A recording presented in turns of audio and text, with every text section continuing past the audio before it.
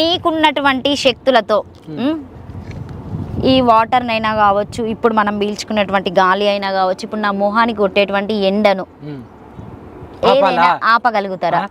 ఒకటే మాట అమ్మ, పంచభూతాలు ఉంటాయి.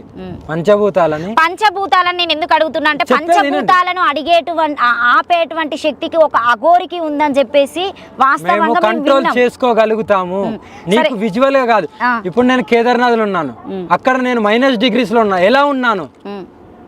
ఎలా ఉన్నాను మీకు ఇందాక ఒకరికి వీడియో వాళ్ళు అక్కడ నేను పోయింది, అక్కడ తపస్సు చేసేది వాళ్ళు పెడుతున్నారంట, పెట్టుకోమని చెప్పాము. వాళ్ళు పెడతారు, మీకు కూడా ఇస్తే మీరు కూడా పెట్టుకోండి. ఎలా ఉన్నాం అంటే కంట్రోల్ చేసుకోగలుగుతానే కదా. ఇప్పుడు మేము శివాలలో ఉన్నాం, పెద్ద మంటలు ఉంటాయి, మరి అక్కడ అగ్గిని కూడా మేము వశం పరుచుకొని అక్కడ కూడా ఉంటాం కదా. మరి కంట్రోల్ అయినట్టే కదా, పంచభూతాలను కంట్రోల్ చేసుకుంటాము. మరి ఇట్లా ఇప్పుడు గంగమాత ఫోర్స్లో ప్రవహిస్తుంది, ఆపు అంటే నేనే కాదు, ఎవరు ఆపలే, పరమేశ్వరుడు ఒక్కడే ఆపాలి.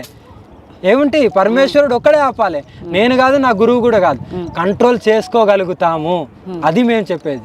మీ వరకు మాత్రమే కంట్రోల్ చేసుకోగలుగుతారు ఏదైనా, అంతే. జనాలకు కాదు, నా వరకు అని చెప్పొచ్చా? ఏది అది నా విద్య అమ్మా, నేను నేర్చుకున్న విద్య.